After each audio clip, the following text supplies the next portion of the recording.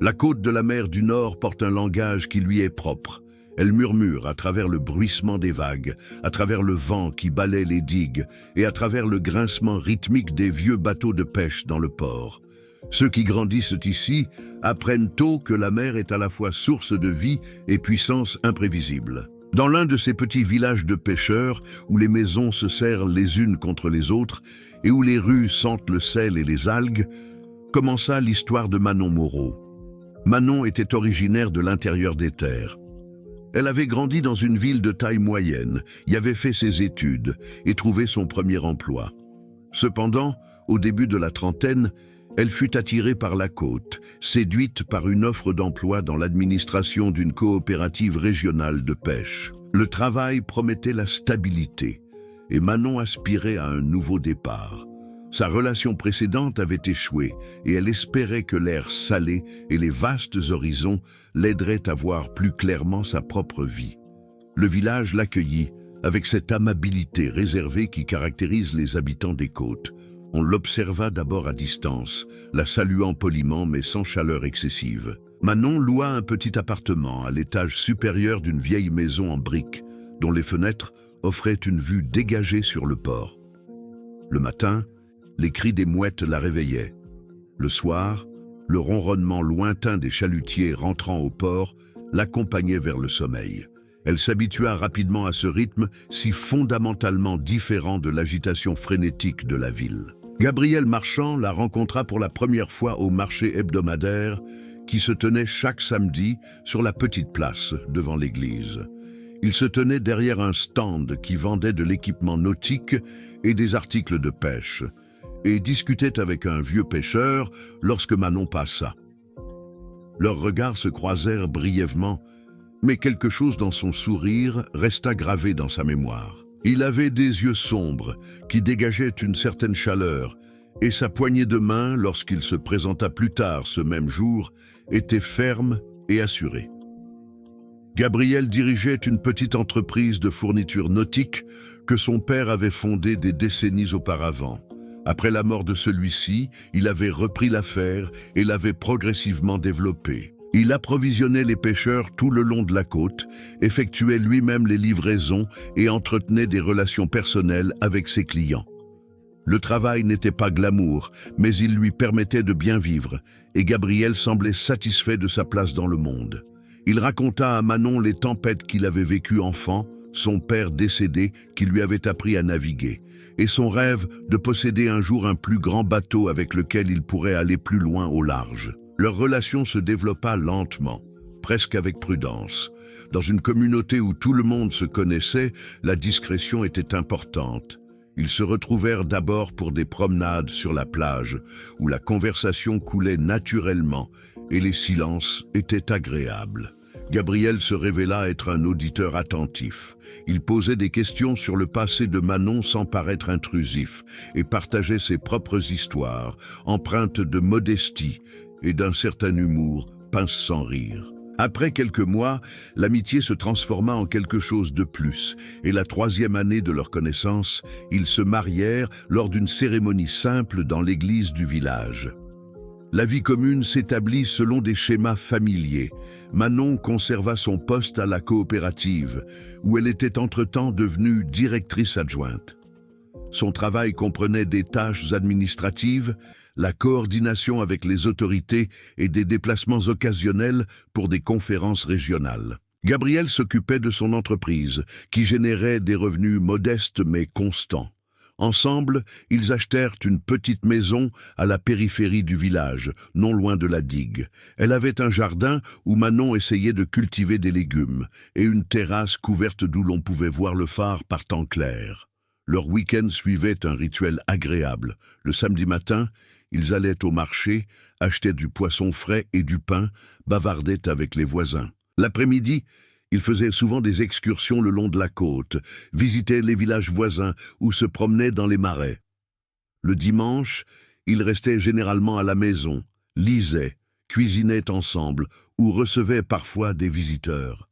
C'était une vie sans grande excitation, mais aussi sans conflits apparents. Manon se sentait arrivée, enraciné dans une communauté qu'il avait acceptée comme l'une des leurs. Gabriel avait une habitude que Manon connaissait et respectait depuis le début. Il se levait fréquemment avant l'aube pour sortir en mer avec son petit bateau. Ses premières heures sur l'eau, disait-il, lui donnaient le temps de réfléchir et l'aidaient à commencer la journée l'esprit clair. Parfois, il rapportait du poisson frais qu'il avait pêché lui-même.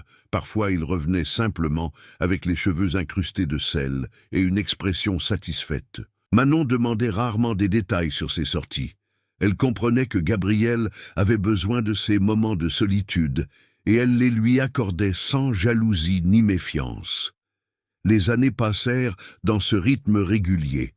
Manon et Gabriel parlaient occasionnellement d'avoir des enfants, mais le sujet restait vague, toujours remis à plus tard. Tous deux étaient absorbés par leur travail, et la vie au village offrait peu d'incitation à changer l'ordre établi. Au lieu de cela, ils investissaient dans de petites améliorations de la maison, planifiaient des voyages qu'ils entreprenaient rarement, et entretenaient leurs relations par des routines partagées plutôt que par de grands gestes. Il n'y avait pas de sommet dramatique, mais pas non plus de creux dramatique. Leur mariage fonctionnait comme une horloge bien réglée. Ce n'est qu'avec le recul que Manon réalisa combien elle savait peu de choses sur la vie intérieure de Gabriel. Ce n'était pas un homme qui montrait ouvertement ses sentiments ou parlait de ses soucis.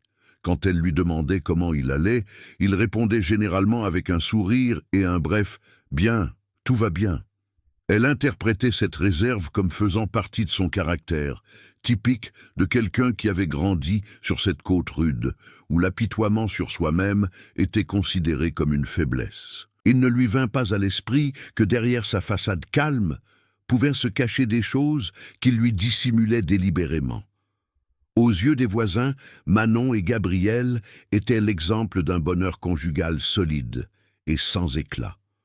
On les voyait faire leurs courses ensemble, se promener ensemble, apparaître ensemble aux fêtes du village. Ils ne se disputaient pas en public, mais ne montraient pas non plus d'affection excessive. Leur relation semblait adulte, pragmatique, résistante. Personne n'aurait soupçonné que sous cette surface de normalité couvait quelque chose qui allait tout détruire. Personne, et surtout pas Manon elle-même, ne se doutait que la vie familière qu'elle s'était construite reposait sur des fondations dont les fissures étaient encore invisibles. Le port, les bateaux, le gris infini de la mer du Nord, tout cela formait le décor d'une existence que Manon percevait comme sûre. Elle n'avait aucune raison de douter de Gabriel, aucune raison de remettre en question ses explications. Il était son mari, son partenaire, l'homme avec qui elle partageait sa vie, et pourtant, il allait s'avérer qu'elle avait épousé un homme qu'elle n'avait jamais vraiment connu. Mais cela appartenait encore à un avenir qui, en ce matin calme au bord de la mer, semblait totalement inimaginable. Cela commença par des petites choses, si discrètes que Manon les remarqua à peine au début. Un rendez-vous oublié ici, une réponse évasive là. Gabriel, d'habitude si fiable et prévisible, semblait progressivement perdre le rythme. Les changements ne vinrent pas soudainement, mais s'insinuèrent comme le brouillard qui montait parfois de la mer et enveloppait le village d'une grisaille impénétrable. Ce n'est que lorsque les observations individuelles se condensèrent en un schéma que Manon prit conscience que quelque chose n'allait pas. La première anomalie notable concernait la façon dont Gabriel utilisait son ordinateur portable. Auparavant, il laissait négligemment l'appareil sur la table de la cuisine, parfois même ouvert, pendant qu'il s'occupait dans une autre pièce. Manon n'avait jamais ressenti le besoin de lire ses emails ou de fouiller dans ses fichiers. La confiance était le fondement de leur relation, et elle considérait ce fondement comme inébranlable. Mais maintenant, elle remarquait que Gabriel refermait immédiatement l'ordinateur dès qu'elle entrait dans la pièce. Le mouvement semblait réflexe, presque nerveux. Quand elle demandait ce sur quoi il travaillait, il répondait brièvement « juste des affaires » ou « des factures, rien d'important ». Les explications sonnaient assez plausibles, mais le ton sur lequel il les donnait avait quelque chose de distant qui irritait Manon. À cela s'ajoutait une pochette de documents que Gabriel portait constamment sur lui. Elle était en cuir marron, usée au coin, et contenait des papiers qu'il consultait régulièrement, classait et reclassait. Manon demanda un jour en passant ce qu'il avait là, et Gabriel répondit seulement que c'étaient des documents pour des partenaires commerciaux potentiels. La réponse semblait raisonnable, mais son comportement la contredisait. Il traitait la pochette comme si elle contenait des secrets qui devaient être protégés à tout prix. Le soir, il l'emportait dans la chambre. Le matin, elle disparaissait dans sa mallette. Une fois, quand Manon rentra plus tôt que prévu, elle le vit fourrer précipitamment des papiers dans la pochette et la cacher sous une pile de magazines. Il fit comme si de rien n'était, mais ses mains tremblaient légèrement. Les allusions financières commencèrent à peu près au même moment. Gabriel mentionnait de plus en plus souvent que les coûts augmentaient. Les prix du carburant, les factures des fournisseurs, les cotisations d'assurance, tout semblait devenir plus cher. Il proposa de reporter les achats importants, parla de se serrer la ceinture. Manon prit d'abord ces remarques comme l'expression de préoccupation économique générale. L'industrie de la pêche était vulnérable aux fluctuations, et elle savait que l'entreprise de Gabriel dépendait du pouvoir d'achat de ses clients. Mais quand elle proposa d'examiner ensemble les comptes et d'avoir une vue d'ensemble de la situation, Gabriel se ferma. « Je m'en occupe, » dit-il. « Tu as assez à faire avec ton propre travail. » Cela ressemblait à de la considération, mais cela donnait l'impression d'être exclu. Son emploi du temps changea également. Gabriel rentrait plus tard qu'avant, parfois seulement après la tombée de la nuit. Il expliquait qu'il devait voir des clients dans des endroits plus éloignés, que des problèmes imprévus étaient survenus, qu'un fournisseur avait annulé au dernier moment. Les justifications variaient, mais le schéma restait le même. Des absences plus longues, moins de temps ensemble, des conversations plus brèves. Manon essaya de s'en accommoder. Elle se persuada que les fluctuations saisonnières de l'activité expliquaient ces phases, et que Gabriel se détendrait à nouveau dès que la situation se normaliserait. Mais la situation ne se normalisa pas. Au contraire, les signes se multiplièrent que Gabriel était sous une pression qu'il n'était pas disposé à partager. Ses oublis augmentèrent. Il oublia d'acheter du lait, bien que Manon le lui ait demandé le matin. Il ne se présenta pas à un dîner qu'elle avait organisé avec des voisins, et s'excusa plus tard avec l'explication boiteuse qu'il avait perdu la notion du temps. Le courrier s'accumulait non ouvert sur la table de la cuisine. Des lettres avec des enveloppes à l'aspect officiel, certaines avec des en-têtes qui indiquaient des banques ou des administrations.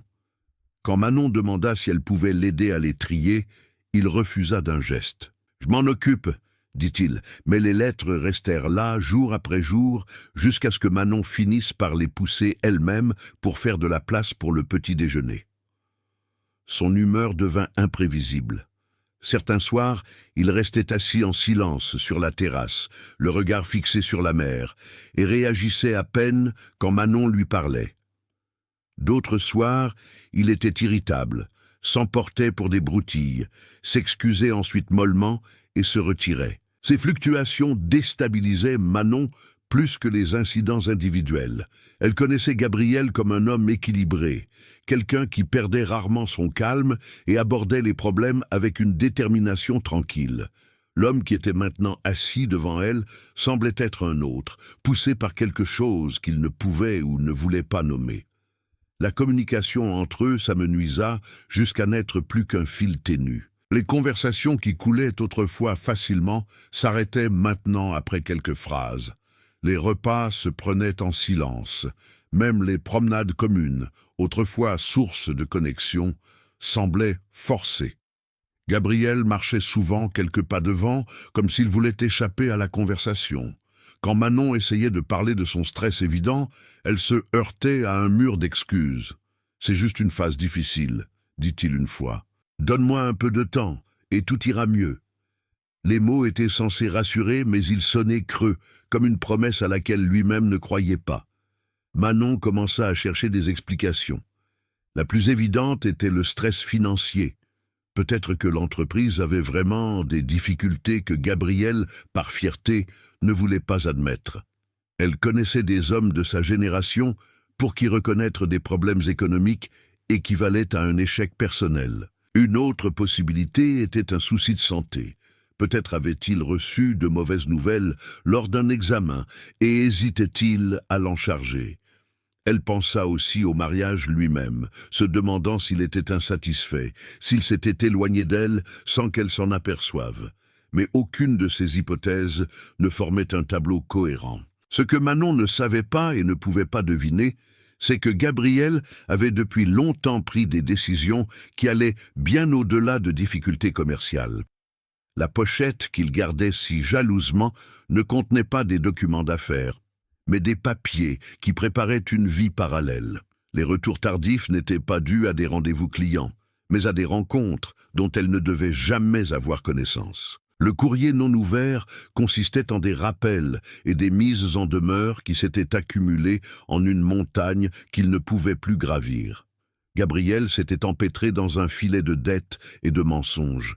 Et au lieu de chercher une issue, il planifiait une fuite complète et irrévocable de la vie qu'ils avaient construite ensemble. Un soir, alors que le soleil se couchait rouge sang sur la mer et que les mouettes traçaient leur dernier cercle, Gabriel s'assit à côté de Manon sur la terrasse. Il avait l'air épuisé, plus vieux que son âge.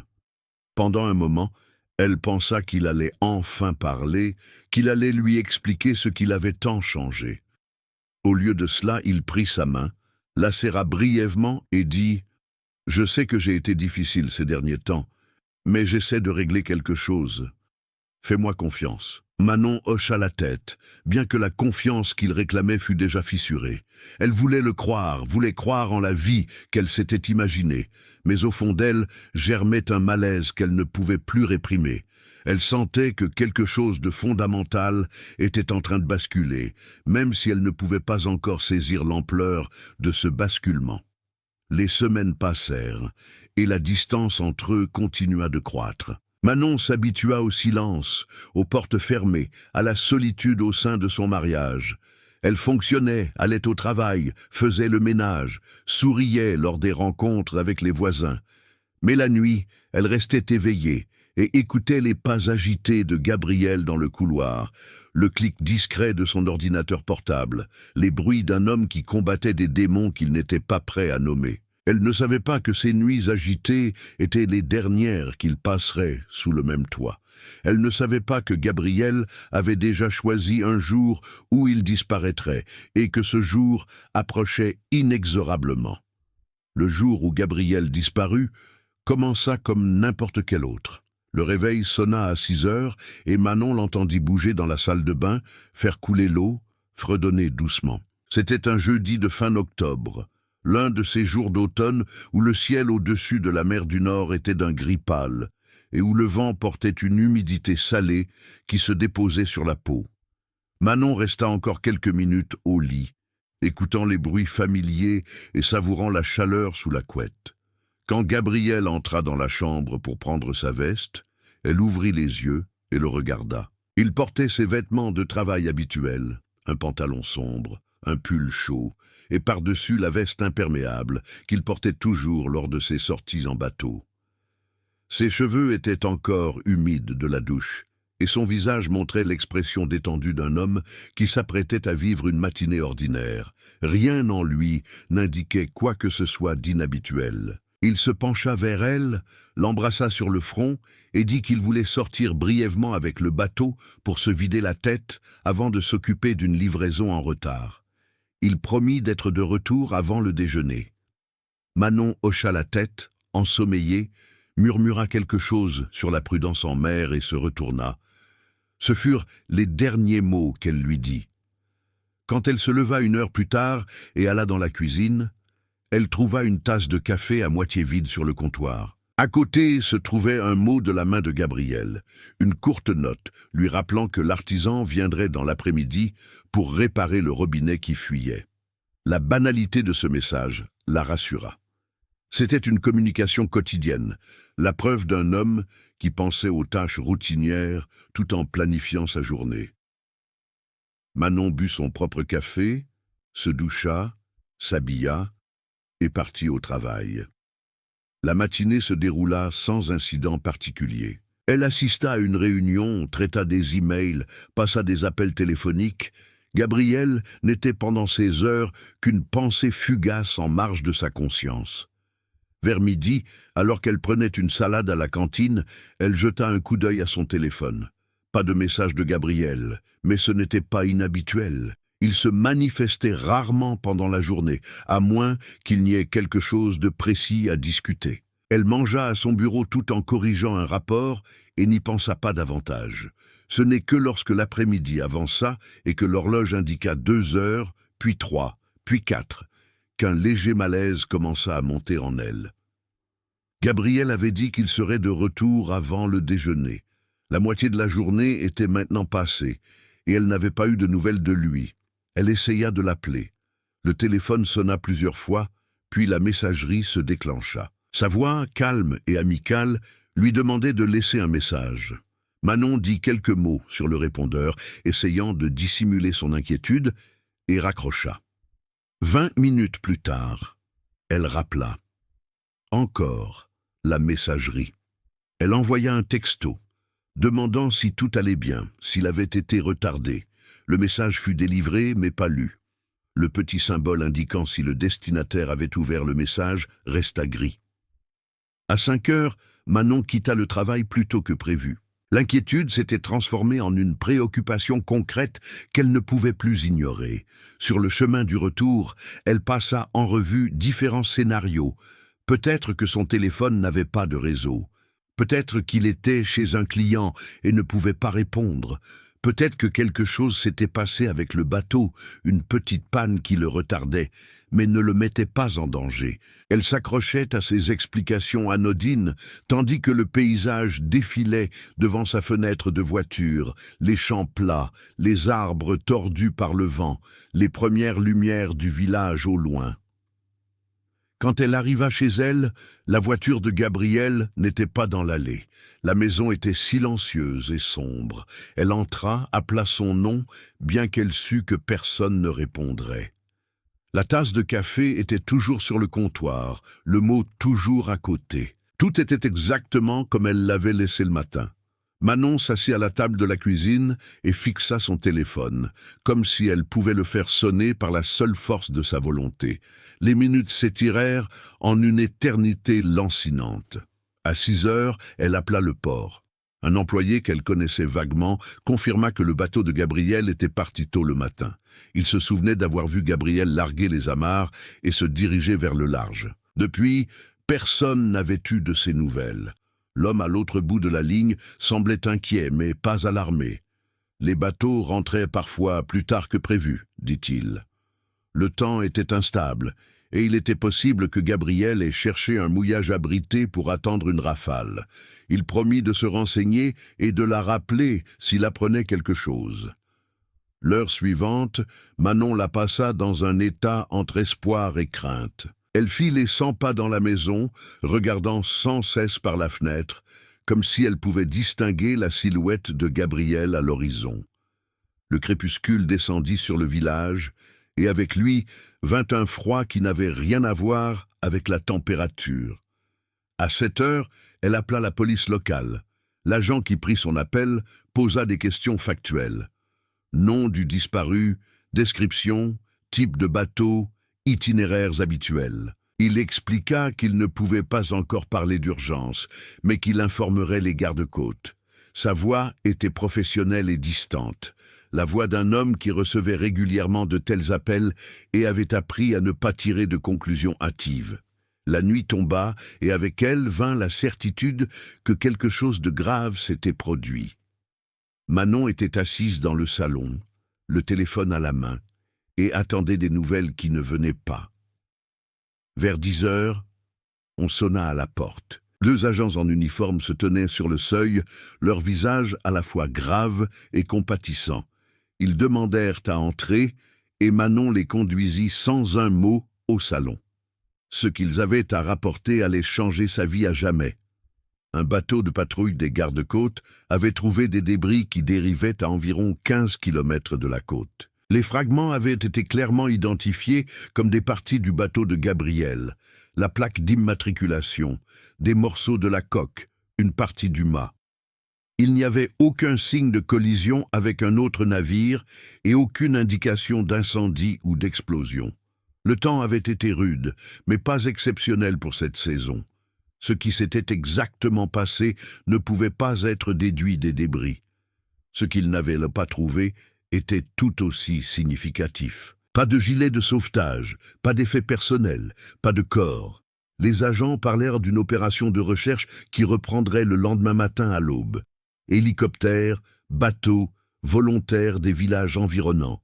Ils expliquèrent les protocoles, les probabilités, les fenêtres de temps pour un sauvetage réussi dans les eaux froides de la mer du Nord. Leurs paroles parvenaient à Manon comme à travers un brouillard, elle qui était assise immobile sur le canapé et essayait de traiter ce qu'elle entendait.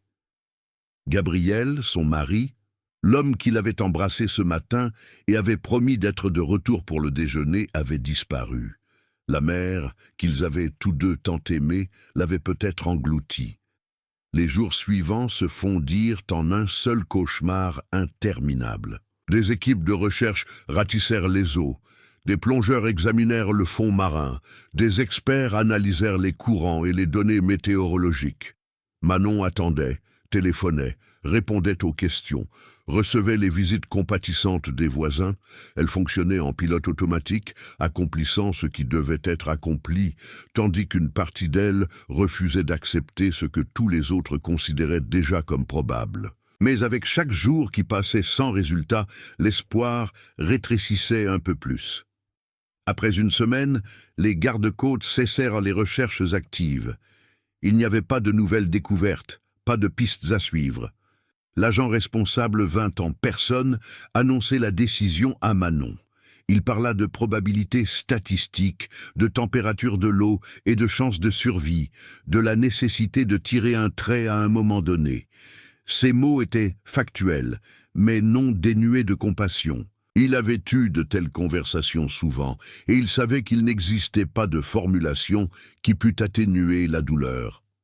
Manon se tenait à la fenêtre et regardait la mer qui avait maintenant une signification différente. Elle n'était plus le décor de sa vie, mais la tombe de son mari. Les vagues qui roulaient rythmiquement sur la plage lui semblaient une moquerie, un éternel va-et-vient qui continuait indifféremment tandis que sa propre vie s'était arrêtée. Elle ne savait pas comment elle allait combler le vide que Gabriel avait laissé. Elle savait seulement qu'elle devait continuer d'une manière ou d'une autre, un jour après l'autre, dans une maison pleine de souvenirs d'un homme qui ne reviendrait plus. Ce qu'elle ne savait pas, ce que personne ne savait, c'est qu'à ce moment-là, Gabriel était déjà loin. Tandis qu'elle le pleurait, tandis que le village le pleurait comme une victime tragique, il avait depuis longtemps pris un ferry, de faux documents dans la poche, le regard fixé sur un horizon qui n'avait rien à voir avec la mer. Les débris de son bateau n'étaient pas les témoins d'un accident, mais les accessoires soigneusement arrangés d'une mise en scène. Gabriel Marchand ne s'était pas noyé. Il avait simplement décidé de laisser Manon et la vie qu'ils avaient menée ensemble derrière lui pour toujours. Le temps après la disparition de Gabriel s'écoula pour Manon selon un rythme étrange. Les premières semaines passèrent avec une lenteur atroce, chaque heure remplie d'attente, d'espoir et de la prise de conscience progressive qu'aucune nouvelle ne viendrait plus. Puis les jours s'accélérèrent, devinrent des semaines, les semaines des mois, et à un moment donné, une année entière avait pris sa place dans le passé. Manon apprit à vivre avec l'absence, non pas parce que la douleur diminuait, mais parce que la vie n'offrait pas d'alternative. Le quotidien réclamait ses droits, et elle obéissait, parce que l'immobilité n'était pas une option. Les formalités se révélèrent étonnamment compliquées. Sans corps, il n'y avait pas de certificat de décès, et sans certificat de décès, de nombreuses questions juridiques restaient en suspens. L'entreprise de Gabriel devait être liquidée, mais les comptes étaient à son nom. Les assurances refusaient de payer tant que la mort n'était pas officiellement confirmée. Manon passa d'innombrables heures dans les administrations, chez les avocats et au téléphone pour obtenir des documents, déposer des demandes et surmonter les obstacles bureaucratiques. Il fallut presque 3 ans pour qu'un tribunal déclare Gabriel disparu, et 2 de plus pour qu'elle puisse le faire déclarer légalement mort. Ce n'est qu'alors qu'elle eut accès aux biens communs, qui se révélèrent bien moindres qu'elle ne l'avait prévu. La découverte des dettes de Gabriel la frappa comme un second coup. Quand elle put enfin consulter ses documents commerciaux, elle découvrit un chaos de factures impayées, de crédits accumulés et de procédures de recouvrement judiciaire. Gabriel avait vécu au-dessus de ses moyens pendant des années et avait comblé les trous avec de nouveaux emprunts. La pochette qu'il avait gardée si jalousement ne contenait pas des plans d'affaires, mais des mises en demeure et des lettres de menaces de créanciers. La maison dans laquelle il vivait était hypothéquée jusqu'au dernier centime. Manon se retrouvait face à un champ de ruines qu'elle n'avait pas causé, mais qu'elle devait maintenant déblayer seule. Elle vendit la maison, remboursa autant de dettes que possible et emménagea dans un petit appartement de location à l'autre bout du village. Le déménagement fut douloureux, car il signifiait l'adieu aux pièces où ils avaient vécu leur vie commune. Mais c'était aussi une libération, une coupure, qui lui permettait de regarder vers l'avant au lieu de rester constamment dans le passé. Le nouvel appartement était modeste, 2 pièces avec vue sur une arrière-cour, mais il lui appartenait à elle seule, libre de souvenirs et d'hypothèques. Manon l'aménagea sobrement, avec des meubles trouvés dans les brocantes et des rideaux qu'elle cousit elle-même. C'était un nouveau départ, du mieux qu'il était possible dans ces circonstances.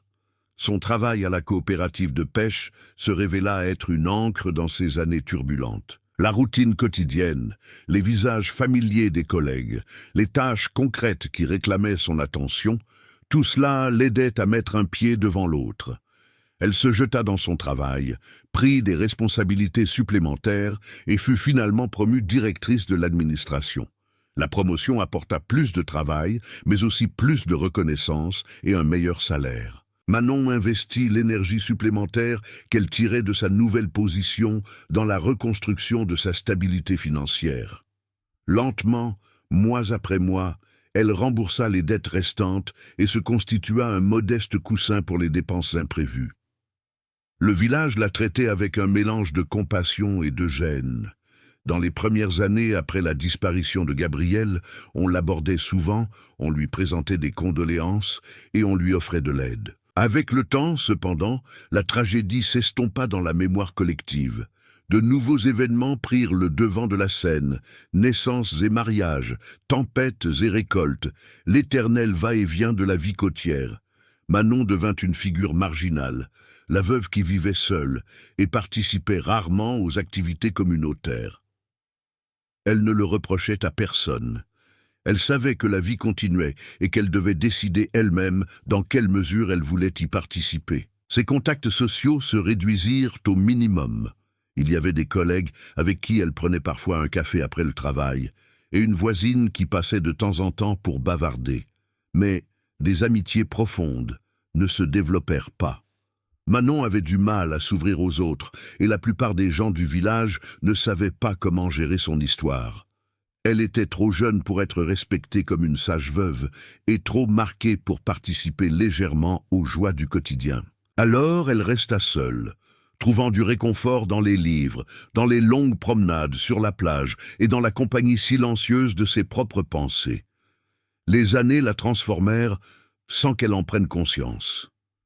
La jeune femme qui avait autrefois déménagé sur la côte pleine d'espoir était devenue une femme d'âge moyen dont le visage portait les traces de la perte et de la persévérance. Ses cheveux montraient les premières mèches grises, ses yeux avaient pris une expression vigilante et ses mouvements étaient devenus plus mesurés. Elle avait appris à vivre avec peu et à ne rien tenir pour acquis. La naïveté avec laquelle elle avait autrefois fait confiance à Gabriel avait cédé la place à une prudence sobre. Elle ne croyait plus facilement ce que les gens lui disaient, et elle comptait toujours avec la possibilité que derrière une façade amicale puisse se cacher autre chose. Parfois, dans les moments de calme, elle pensait à Gabriel, non pas avec le chagrin dévorant des premières années, mais avec une réflexion distanciée. Elle se demandait qui il avait vraiment été. Quelle pensée il avait eue quand il se réveillait le matin à côté d'elle, quel plan il avait forgé tout en prétendant l'aimer. Les réponses ne venaient pas, et avec le temps, elle cessa de les chercher. Gabriel était mort, englouti par la mer, et avec lui étaient mortes toutes les explications. C'est du moins ce qu'elle croyait. La 10e année après sa disparition, Manon reçut une invitation à une conférence professionnelle à Stuttgart. L'événement portait sur les nouvelles réglementations de la pêche européenne, un sujet qui relevait directement de son domaine de travail. Normalement, elle aurait envoyé un collègue plus jeune, mais cette fois, elle décida d'y aller elle-même. Stuttgart était loin de la côte, loin des souvenirs, et l'idée de passer quelques jours dans une ville étrangère avait un attrait inattendu. Elle réserva une chambre d'hôtel, fit un petit bagage et monta dans le train, avec un sentiment qu'elle n'avait pas ressenti depuis longtemps, quelque chose qui ressemblait presque à de l'anticipation. La conférence elle-même n'avait rien d'excitant. Des présentations sur les quotas de pêche, des discussions sur les certifications de durabilité, des pauses networking avec du café tiède et des biscuits secs. Manon y participa consciencieusement, prit des notes et échangea des cartes de visite. Le 3e jour, un samedi, elle avait l'après-midi libre et décida d'explorer la ville. Elle flâna dans le centre, visita un musée et finit par échouer dans un restaurant d'une rue commerçante animée. C'était un établissement accueillant avec de grandes fenêtres par lesquelles entrait la lumière d'automne. Et elle s'assit à une table près de la fenêtre, commanda un verre de vin et un déjeuner léger. Le restaurant se remplit progressivement de clients. Des familles avec enfants, des couples, des groupes d'amis profitant de leur week-end. Manon les observait avec l'intérêt détaché d'une étrangère qui ne connaît personne et n'est reconnue de personne. Elle était sur le point de demander l'addition quand son regard tomba sur un homme qui se tenait à l'autre bout de la salle. Il était en train d'enlever sa veste tandis qu'une femme et une petite fille s'installaient à une table. Quelque chose dans sa posture, dans la façon dont il bougeait les épaules, la fit s'arrêter. Son cœur manqua un battement, puis commença à s'emballer. Elle connaissait ce mouvement. Elle l'avait vu 1000 fois, à la table du petit déjeuner pendant les promenades, dans d'innombrables moments quotidiens d'une vie partagée. L'homme se retourna, et pendant une fraction de seconde, leurs regards se croisèrent. Son visage était plus vieux, plus plein, une barbe couvrait son menton. Mais les yeux étaient les mêmes yeux sombres qui lui avaient autrefois souri, qui l'avaient consolé et qui lui avaient menti. C'était Gabriel. Gabriel, qui était mort depuis 10 ans. Gabriel, qui était maintenant assis avec une autre femme et un enfant dans un restaurant de Stuttgart, comme si de rien n'était. Manon resta figée, incapable de bouger, incapable de parler. Le monde autour d'elle semblait s'être arrêté, tandis que son esprit essayait désespérément de traiter ce qu'elle voyait. Gabriel la reconnut au même moment. Elle vit son visage changer, la couleur quitter ses joues, sa main saisir le dossier de la chaise pour se soutenir. Pendant un moment interminable, ils se fixèrent, 2 personnes qui avaient vécu dans des mondes différents et qui se retrouvaient maintenant de manière inimaginable. Puis il détourna le regard, se pencha vers la femme, lui murmura quelque chose à l'oreille. Manon le vit prendre l'enfant par la main, poser de l'argent sur la table, se frayer précipitamment un chemin à travers la foule. Avant qu'elle ne puisse réagir, ils avaient disparu, engloutis par la masse anonyme de la grande ville. Manon resta seule, le verre de vin encore à la main, le cœur battant, la tête pleine de questions auxquelles il n'y avait pas de réponse simple. L'homme qu'elle avait pleuré, l'homme dont l'absence l'avait accompagnée pendant 10 ans, était en vie. Il avait une nouvelle famille, une nouvelle vie, et il l'avait quitté sans un mot pour se noyer dans un mensonge qu'il avait lui-même mis en scène. Le silence des années passées se brisa en cet instant comme du verre, et ce qui resta fut une vérité pire que n'importe quelle mort. La nuit après la rencontre au restaurant, Manon la passa sans dormir dans sa chambre d'hôtel. Elle était allongée sur le lit, les yeux fixés au plafond, tandis que son esprit rejouait sans cesse les mêmes images. Le visage de Gabriel, plus vieux et plus plein, mais reconnaissable sans aucun doute. La femme à côté de lui, souriant, sans se douter de rien. La petite fille aux boucles sombres qui tenait sa main. Chaque détail s'était gravé dans sa mémoire, net et indélébile. Elle n'avait aucun doute sur ce qu'elle avait vu. Gabriel était en vie, et il vivait une vie qui n'avait rien à voir avec elle. Aux premières heures du matin, quand la première lumière filtrait à travers les rideaux, Manon prit une décision.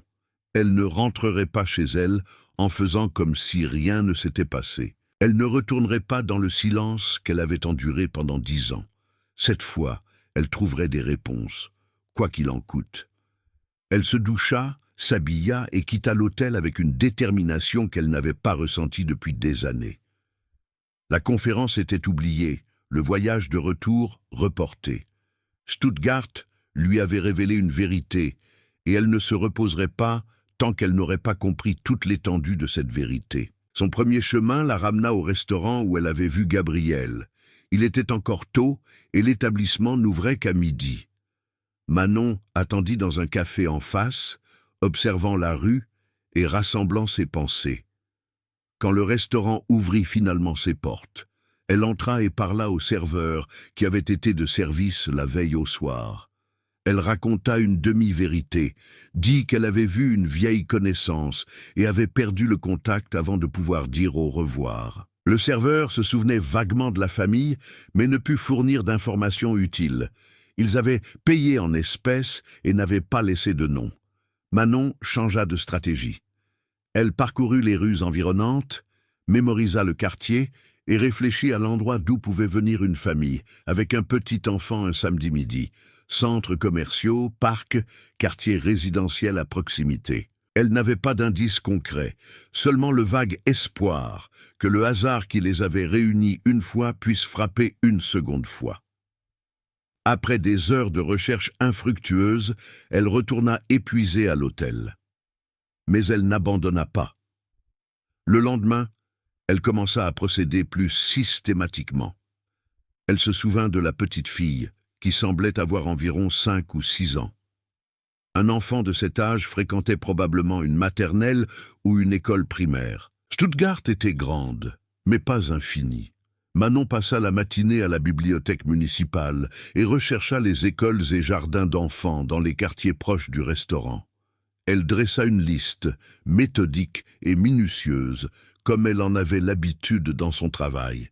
Puis, elle se mit en route, visitant un endroit après l'autre, toujours sous prétexte de chercher des établissements adaptés pour une famille qui venait d'emménager. La percée vint en fin d'après-midi du 3e jour. Manon était assise sur un banc dans un petit parc, fatiguée et découragée, quand elle entendit une voix qui lui sembla familière. Elle leva les yeux et vit la femme du restaurant qui se tenait à quelques mètres et donnait des instructions à un enfant sur les structures d'escalade. La fille était la même, les boucles sombres, le rire joyeux. Le cœur de Manon se mit à battre la chamade, mais elle se força au calme. Elle ne devait pas se faire remarquer, pas maintenant, alors qu'elle était si proche.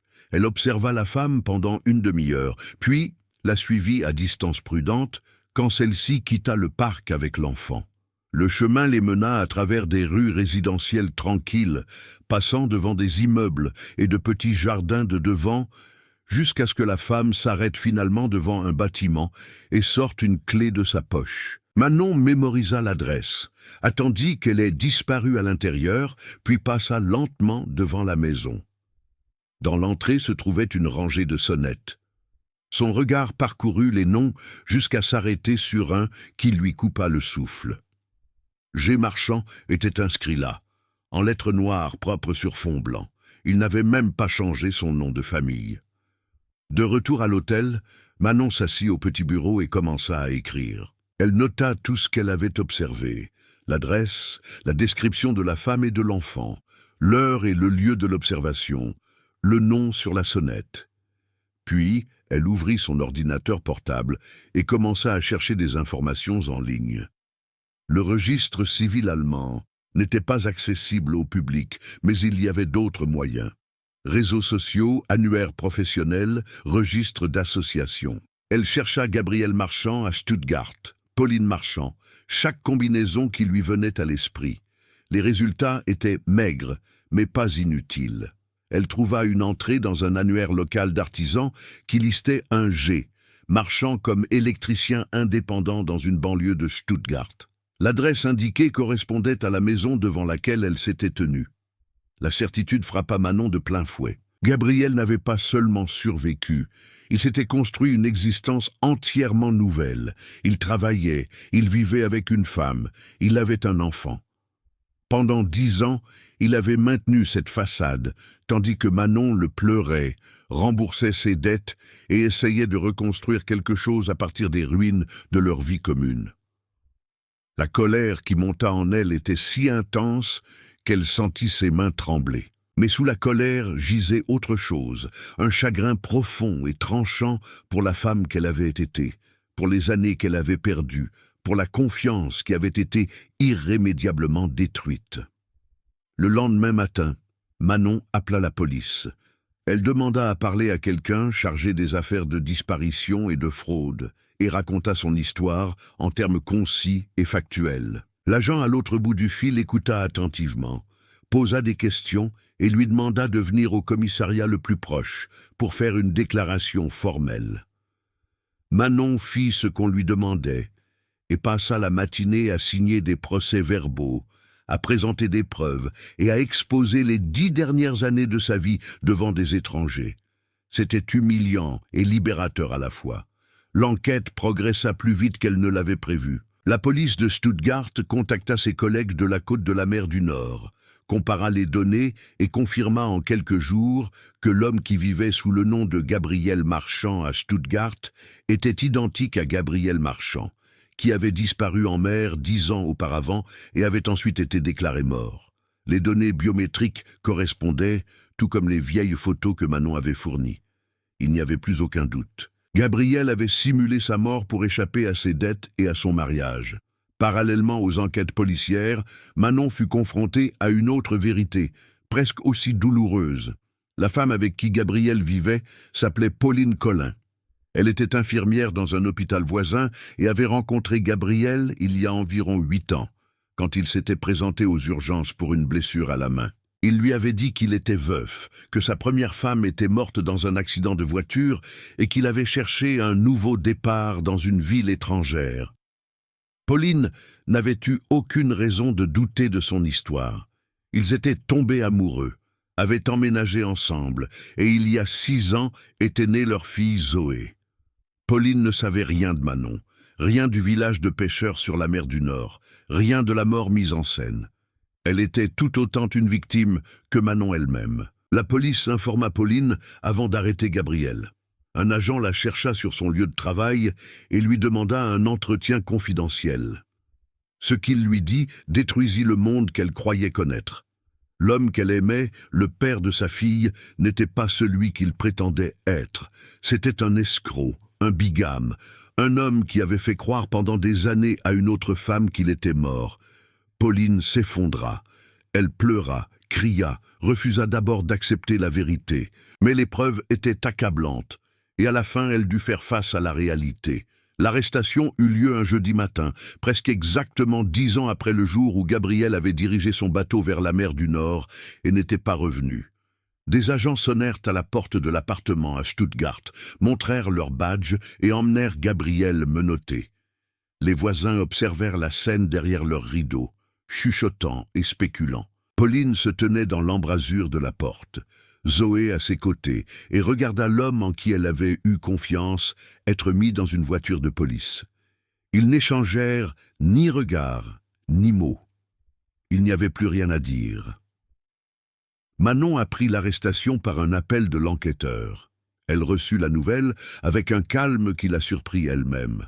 La chasse était terminée, la preuve apportée, la justice mise en marche. Mais quand elle raccrocha et resta seule dans sa chambre d'hôtel, elle ne ressentit aucun soulagement, seulement un grand vide creux dans lequel résonnaient 10 années perdues.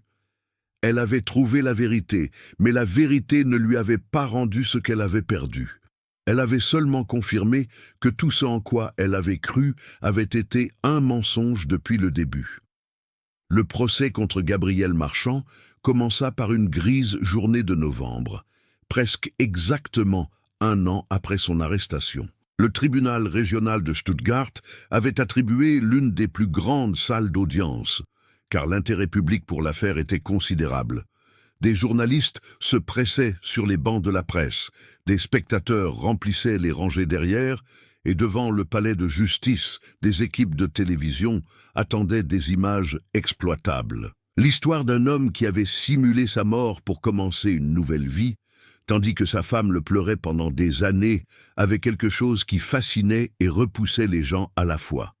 C'était un miroir qui soulevait des questions inconfortables sur la confiance, la tromperie et les abîmes qui peuvent se cacher derrière les façades des mariages ordinaires. Manon était assise au premier rang de la zone des spectateurs, le visage inexpressif, les mains calmement posées sur ses genoux. Elle avait longuement hésité à venir.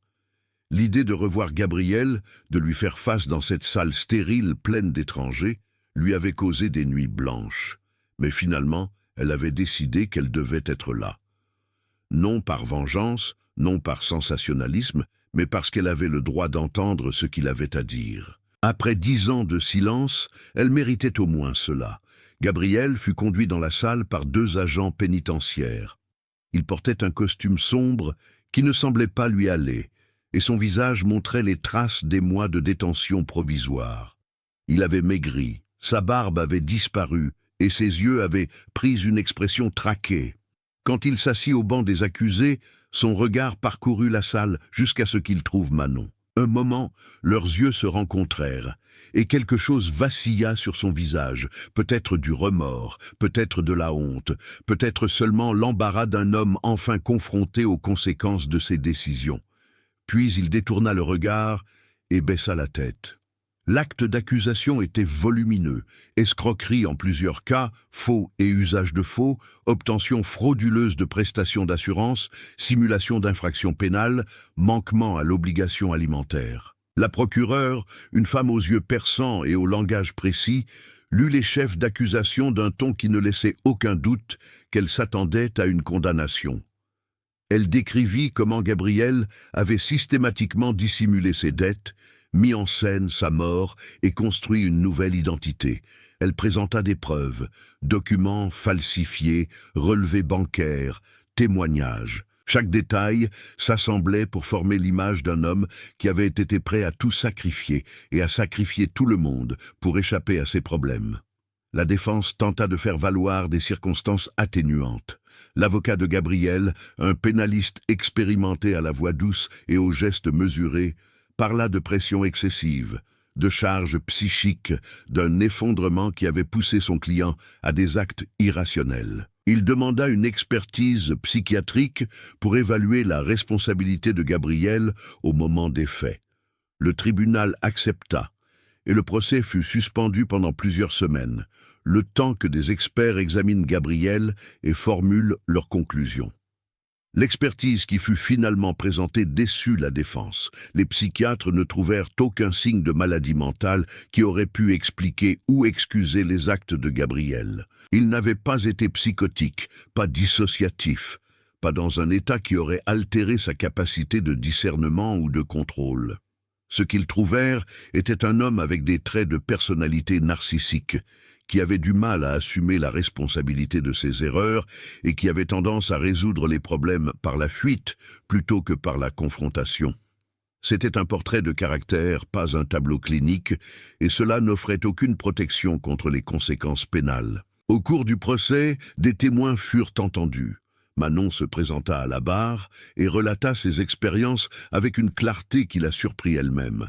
Elle parla des années de mariage, des changements dans le comportement de Gabriel avant sa disparition, des recherches, du deuil, de la laborieuse reconstruction de sa vie. Elle décrivit comment elle l'avait reconnu à Stuttgart et les démarches qu'elle avait entreprises pour découvrir sa nouvelle identité. Sa voix resta calme, même si ses mains tremblèrent parfois.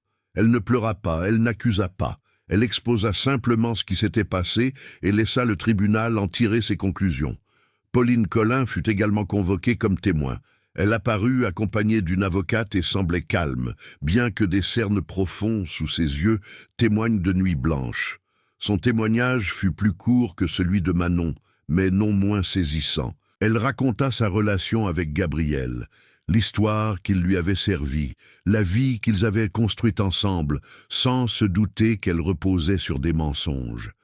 Elle parla de sa fille Zoé, qui grandirait maintenant sans père, et de la difficulté d'expliquer à un enfant pourquoi papa ne rentrait plus à la maison. Quand elle eut fini, elle jeta un regard vers Gabriel, mais il évita ses yeux. Gabriel lui-même dit peu de choses. Son avocat lui avait conseillé d'exercer son droit de garder le silence, et il suivit largement ce conseil. Une seule fois, vers la fin du procès, il prit la parole. Le juge lui avait demandé s'il souhaitait dire quelque chose pour sa défense, et Gabriel avait hésité un moment avant de répondre. Sa voix était rauque et brisée quand il dit qu'il était désolé. Il n'avait pas vu d'autre issue à l'époque. Les dettes avaient été écrasantes, la honte insupportable. Il avait cru que tout le monde se porterait mieux s'il disparaissait simplement. Ça avait été une erreur, une terrible erreur, et il savait qu'aucune excuse ne pouvait réparer ce qu'il avait causé. Puis il se tut et baissa à nouveau la tête. Les plaidoiries finales durèrent une journée entière.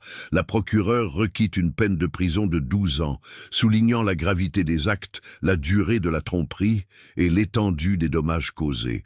L'avocat de la défense plaida pour une peine plus légère, arguant de l'absence de casier judiciaire, des aveux et du remords que son client avait montrés.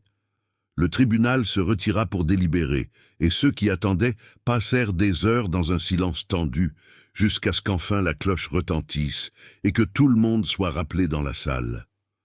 Le juge prononça le verdict avec la précision sobre d'un homme qui avait souvent prononcé de telles paroles. Gabriel Marchand fut reconnu coupable de tous les principaux chefs d'accusation. Le tribunal prononça une peine de prison de 10 ans et 6 mois. Dans sa motivation, le juge souligna que l'acte n'avait pas seulement des dimensions juridiques, mais aussi des dimensions humaines profondes. L'accusé n'avait pas seulement enfreint des lois, mais avait abusé de la confiance de 2 femmes qu'il avait aimées. Il avait laissé une femme dans l'incertitude pendant des années, et avait laissé une autre construire une vie sur un mensonge. L'enfant issu de cette relation porterait les conséquences de ses décisions sans y avoir jamais participé. De tels actes, conclut le juge, exigeaient une réponse claire de l'état de droit. Gabriel reçut le verdict sans réaction visible. Il fut emmené, et la porte de la salle d'audience se referma derrière lui. Manon resta assise encore un moment, tandis que les autres spectateurs se levaient et se pressaient vers la sortie. Elle se sentait étrangement vide, comme si quelqu'un avait retiré un bouchon d'elle et laissé s'écouler d'un coup toute la tension des mois passés. C'était terminé. Pas les souvenirs, pas les cicatrices, mais au moins cette partie de l'histoire avait trouvé une conclusion. Devant le palais de justice attendaient des journalistes qui posaient des questions et tendaient des microphones vers elle. Manon les ignora, se fraya un chemin à travers la foule et retourna à pied à son hôtel. Les rues de Stuttgart étaient animées. Des gens passaient devant elle en hâte, absorbés dans leur propre vie, leurs propres soucis. Personne ne connaissait son histoire, personne ne savait ce qu'elle avait traversé. Elle n'était qu'une femme d'âge moyen qui marchait dans une ville étrangère, et il y avait là un étrange réconfort. Le soir, Pauline l'appela. Elles avaient échangé leur numéro pendant le procès, plus par un sentiment de solidarité que pour des raisons pratiques. Pauline semblait épuisée mais calme. Elle raconta que Zoé était chez sa mère et qu'elle-même ne savait pas comment continuer. L'appartement dans lequel elle avait vécu avec Gabriel lui semblait faux, mais elle n'avait pas la force de changer quelque chose immédiatement. Manon écouta, dit peu, n'offrit pas de conseils. Il n'y avait pas de conseil pour une telle situation.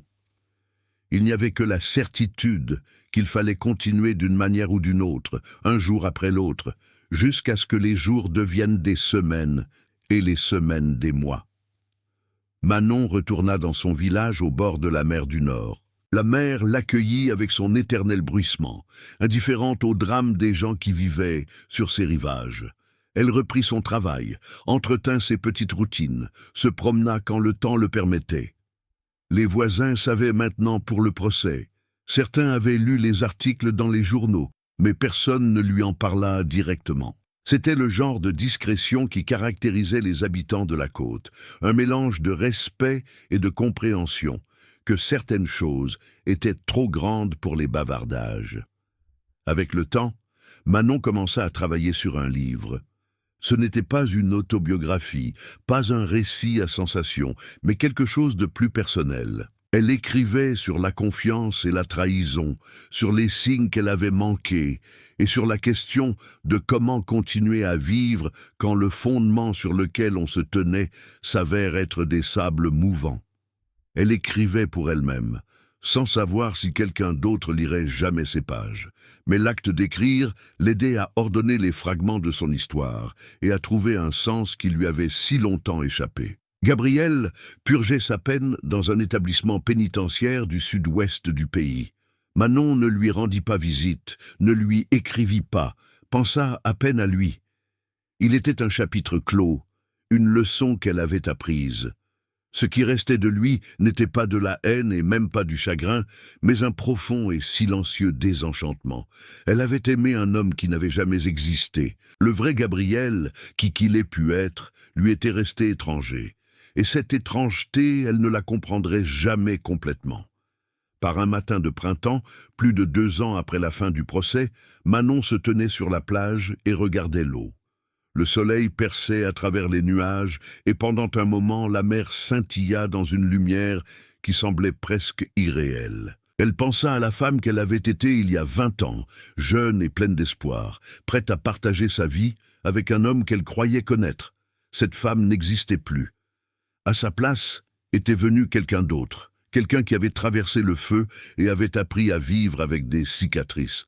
Ce n'était pas la vie qu'elle s'était imaginée, mais c'était sa vie, et elle lui appartenait à elle seule. Elle se détourna de la mer et reprit lentement le chemin du village. Dans sa poche se trouvait une lettre de Pauline, qui avait entre-temps déménagé en France avec Zoé pour prendre un vrai nouveau départ. Elle écrivait des petits progrès, des bons et des mauvais jours, de l'espoir qui revenait lentement. Manon lui répondrait, ce soir, devant une tasse de thé et le bruissement du vent à la fenêtre. Elle avait appris que la guérison n'était pas une ligne droite, mais un chemin sinueux avec des détours et des reculs. Mais elle avait aussi appris que le chemin continuait, tant qu'on était prêt à mettre un pied devant l'autre. L'histoire de Gabrielle Marchand était terminée. L'histoire de Manon Moreau continuait.